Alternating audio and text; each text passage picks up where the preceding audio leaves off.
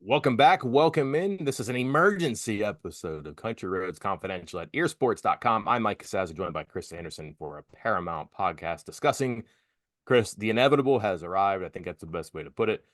Neil Brown is no longer employing Jordan Lesley as the defensive coordinator of West Virginia's football team. Late last night, some rumblings. Early this morning, the news arrives. Jordan Lesley out as the defensive coordinator.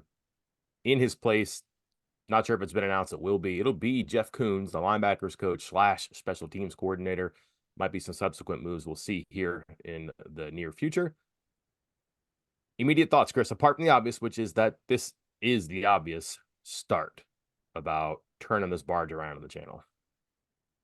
It felt like, again, obvious. It felt like it was coming because this is comments that have been made over the last several weeks, even publicly from Neil Brown. And I think, one that I put up on social media the other day of talking about the Trey Lathan play with the back-to-back Tampa 2 covers that ended up in big plays for Arizona. And he was asked about that, admitted it was Tampa 2, and quote, not his fault, talking about Trey Lathan. We never should have put him in that situation again. Very rarely has Neil Brown, over his 6 years at West Virginia, pointed the finger directly. And that, to me, that's directly at an assistant coach or coordinator for the play calling or personnel decisions, whatever we want to call this. And he was doing it. And that, again, as you said, I think I'm going to butcher your quote here about guys acting differently when they know it's near the end, acting like acting out of character. He doesn't do this. He does not pin the blame on coaches. He does not single out, you know, and he's done this several times, which made me think this might not be the only move, but several comments of the pass defense needs to get better. The pass defense needs to get better. Several comments lately, not just, hey, we as a team, we, the pass defense, the defense, the defense, the defense. It was, again, writing on the wall, very obviously something was coming. For me, the question is now, is this step one of two or three or four? Or is I would not think that this is the only step. Yeah, a lot to unpack here. Let's go to part like the context clues. One, there's this like obnoxious tendency with players and sometimes coaches in general, and it's not at West Virginia, but that you can't ask a question or you can't have an observation because you're not in the meeting rooms, you're not in the huddle, you don't wear shoulder pads or a headset. It's nonsense. You can look at some stuff, you have eyes, and if your middle linebacker is covering a 6'5" receiver down the field a bunch, yeah, that's not the assignment. If that's the outcome, then you've been solved. And when the game's on the line, that's bad. But like you can see that and go, something is wrong. And you're right. It's not crazy to look at that and think football is so complex that you shouldn't have a linebacker guarding a receiver. And that's anecdotal. That's one incident out of many. And if you go back to the beginning of the season, the Penn State game where Bobby Burks gets caught, I think it was underneath pressure too, right? Like, what are you doing here? Like, there's some philosophical stuff, structural stuff just didn't make sense. And sooner or later, Chris, you go to like IKEA and you get the instructions and you build something, it doesn't work, take it apart, you put it back together again. It doesn't, this is not a dresser, right? You again and again and again. And sooner or later, the instructions are the instructions. It's the person who's reading the instructions and putting it together. And you may be patient and loyal and you can cross off every other excuse. Sooner or later it's you. And like that's the conclusion that Brown arrived at. And more importantly, it was not going to be him. He's not going to go down with this. So this is face saving. It might be season saving, but like with 4 games to go and a defense that teams are solving on the fly, even as it changes. And Brown even said that like they're doing new and different stuff and they try different things and the results are the same because teams are outflanking them when it comes to adjustments and counters. Couldn't go on with that. So kudos to Brown, makes the move. This was coming, Chris. This was coming. This, from what I understand, could have happened earlier in the season, perhaps in the first open week. It did not, for not exactly clear why, but I think Jeff Coons was the pick then. Something happened. I'm not sure. We might get an explanation sometime, but these are the things that come out right about now. Could have happened, might have happened earlier on, didn't. Here you have another open week, and you're saying, this is dumb. Like, why are we going to keep doing this and hoping for something different?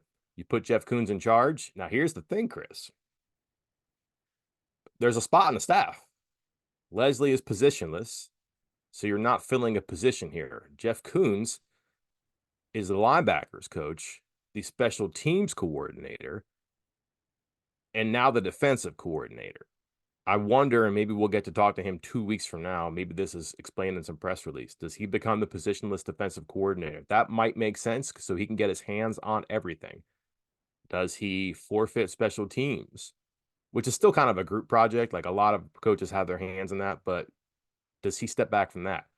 Do they put one of the assistant position coaches in at linebacker and let him become positionless and focus on special teams? I don't know the answers. Where do you think this goes? Because I think at this situation that is pretty dire, to ask him to run special teams, to coach the linebackers, and to run the defense and to call the plays and everything that goes into being a coordinator before game day and then on game day, that's a lot on his plate. I'm not saying he can't do it.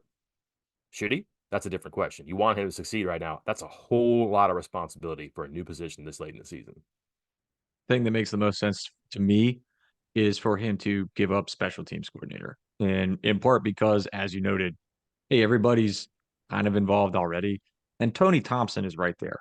Tony Thompson, who again is an assistant coach, one of the, with the unlimited numbers, he is associate special teams coordinator slash specialist coach officially. He handles the kickers, he handles the punters, he handles a lot of the game planning with special teams.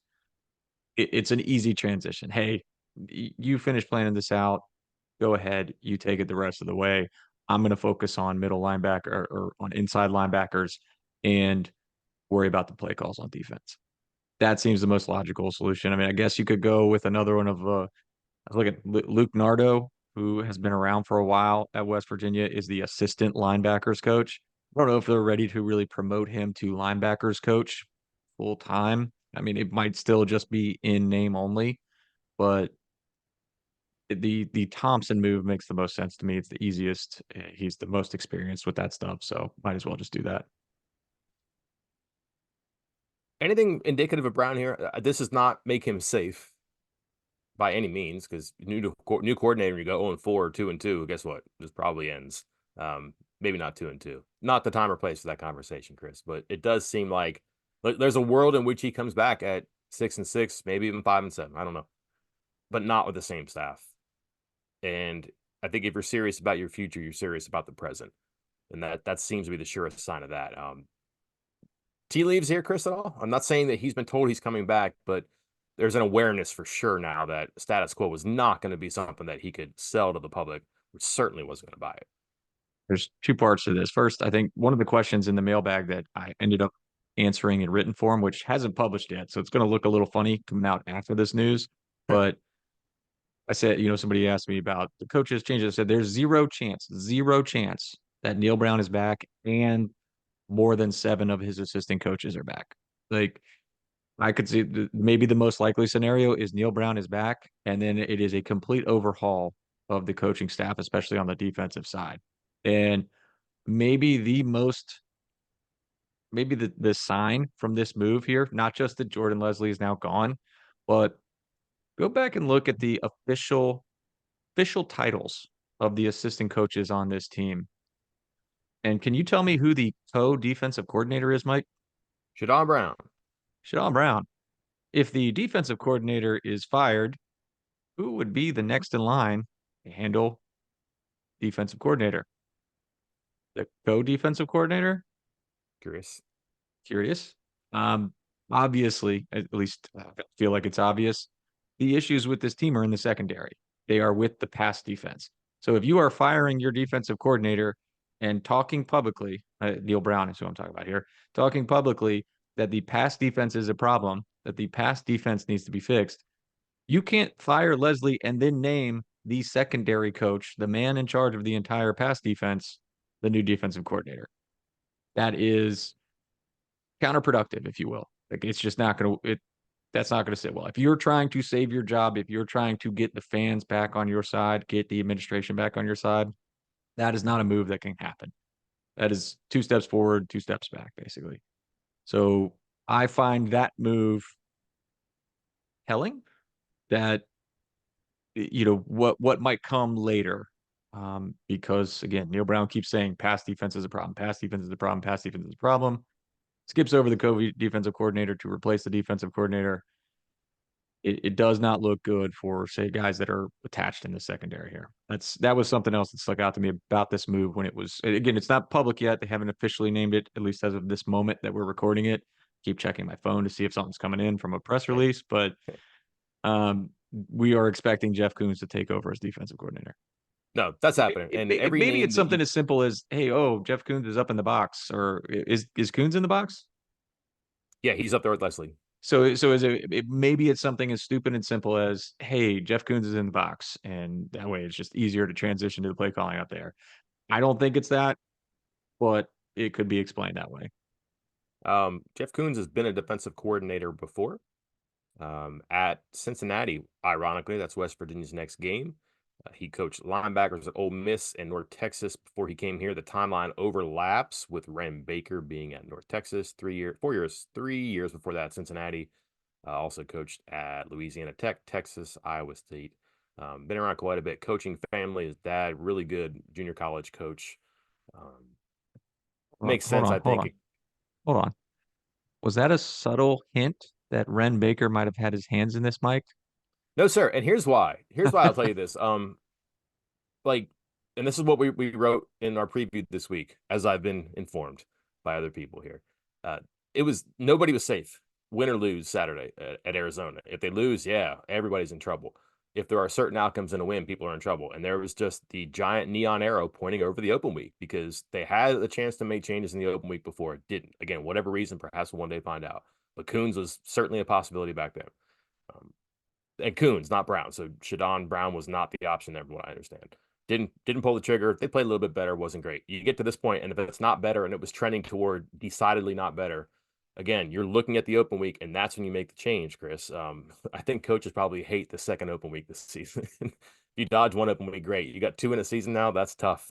Head coaches and assistant coaches, I'm sure, are not happy with that. The rest is great. The second guessing is not. But my understanding was that, part of the evaluation of Brown is how would he get out of the ditch?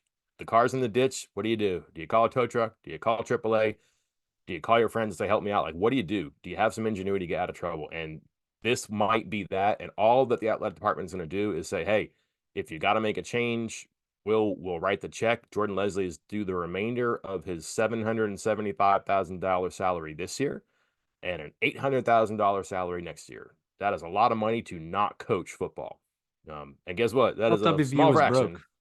Yeah, Was right. WVU That's a broke? small fraction. But here's the thing: like all the hand wringing about football right now is they don't have money. Yeah, maybe, but like they're not gonna let a smaller expenditure get in the way of learning more about their coach. So I think my understanding, if for what Baker's involvement is, apart from having a meeting with Brown, maybe this morning, and probably authored by Brown, is that Baker says if you've got to make a change, I'll do it. Like we'll make it happen. Like this is bigger than outside presentation that we don't have money, whatever. We can make this change. That's what I think Baker gets involved in, and I'm not sure that he wants to be involved right now and saying you got to fire this guy, you got to fire this guy, because then it comes on him, Chris. Like he's got a pretty clean break here if he wants to. The athletic director, if it comes in that he's making moves and they don't work, well then his hands are dirty. So I'm not sure he's involved in that too. Um, I guess I've asked a lot of people about Brown just because, like, I was like, wait a minute, if Leslie's gone, two things: is Brown also gone, or is Brown logically the co DC to the DC, like you Shadon. said? Okay, yeah, we got to make clear Shadon or Neil here. Sorry, Shadon. Um, so I asked about that. Shadon, would he just go from co DC to DC? And they said, no, no, no. Well, is he gone? No, no, no. Don't know. So I've asked all those questions. It's going to be Coons, and we'll see what happens there. I would imagine there's something that you like about having a defensive coordinator who's been in the middle of the action. I would imagine there's something you don't like about a defensive coordinator who's been in the middle of the chaos. The defensive coordinator, who's the linebackers coach, understands how the defensive line attaches to the linebackers, and he certainly knows how the linebackers are attached to the secondary after Saturday night. I'm not sure you want the corners safeties coach running the defense right now. If You that's been a ready? problem, how is that the solution? Sorry to interrupt. The press release is out. The statement is out. I will read it here. Let me Live try to get it up on the side too. on We'll read delay. it live. Announced that Neil Brown has announced that inside linebackers coach Jeff Kuhns will replace Jordan Lesley as defensive coordinator for the remainder of the season. Statement from Brown. I met with Coach Lesley this morning and informed him that we are making a change at the defensive coordinator position. I'm very thankful for the investment Jordan and his family have made in West Virginia football. Jordan has been a key part of my staff for almost a decade. He is a good football coach and a great man. I know he will have much success moving forward, and we will do everything we can to help him on that journey. These decisions are never easy, but I'm confident this change is in the best interest of our program and puts us in the best position to finish strong. Our players have a tremendous opportunity in front of them, and I know they will give their all for WVU. Jeff Coons will step up and serve as the defensive coordinator moving forward. I know he and our entire staff will do everything they can to help us succeed. There you have it. Let me screen Thoughts? this one, okay? As I'm reading my phone right now. This is great Yeah, be audio, careful. right? Be careful what you read out because we're recording. Don't let certain people, capital P people. Let me ask you this while you're reading that, and while I'm trying to simultaneously put that press release up on the site. Have you ever heard of? Because I want to take what Neil Brown said there about Jordan Lesley, like, oh, he's going to be fine. He's been great. He'll be fine moving forward. Have you ever heard of the Peter principle? Is that on special teams where the ball's on the ground and you just call Peter out a whole bunch and make sure no one hits it? Yeah. That No? is where essentially the belief is that you are good at your job and you keep getting promoted to the next spot up the rung up the ladder. And you keep getting promoted, you keep getting promoted, you keep getting promoted until you are no longer good at your job because you are good at all of the things that lead up to that job, but then you are asked to do things that you have not done before or are not capable of doing. I feel like that is what has happened here with Jordan Lesley because he has been very good at everywhere he's been, but everywhere he's been a defensive line coach. He has been a position coach. In this instance, the Peter principle, moving up from, say, a graduate assistant to an assistant to, actually being a position coach at a lower level to a higher level to the highest level. And then you're asked to go to that one rung up to defensive coordinator from position coach. And that's where it flips. And he goes from being very good at his job to not quite being ready for that next job. And I think this applies to him and this case at West Virginia. And that's why I think he'll also be fine. I think he'll end up somewhere and be a very good position coach again. But West Virginia would hope so because they offset the buyout by whatever money he makes. And here's a guy who twice, while he's been here, has been a finalist, apparently, allegedly, purportedly, for the Troy head coaching job too. So he is thought of in some circles. Uh, why Kuntz? One question I was asked. There's some bad body language on defense.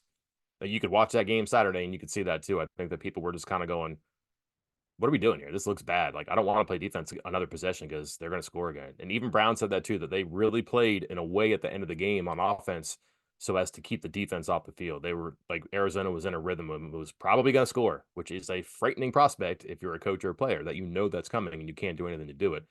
Um, I would imagine that Coons is probably one of the more light coaches, just really relatable. Coach's son, um, he's been on a bunch of different staffs. He knows how to fits in. He just seems like he has really good popularity for the staff. Also, special teams plays really hard. That's something that you could look at and see, and you can hear Brown say that. A lot of defensive players are on special teams. There's something inspirational about what he can do. Inspirational is not the right word.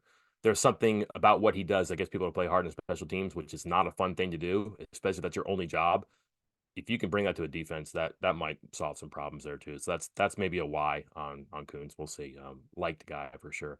And again, could he bring in somebody from the outside? Will he bring somebody in from the inside? We'll see. It's up to him right now. I would imagine that he has to have permission, but he's going to have his idea to make this work. And you're doing So work. yeah, I'm putting that press release up, but I got maybe it's too early. Maybe this is a pretty simple answer. Maybe we already have our answer because this wasn't nothing else was announced in conjunction. But is this step one of multiple steps, or is this the only step, or is it step one now and step two, three after the season?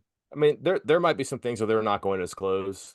You know, we kind of had some ideas before that Jordan Lesley become more involved in the secondary. Um, they might do something like that now, but it might not be out there so publicly. We'll see. Um, I would say this: their talent evaluation and talent development has to be better on defense.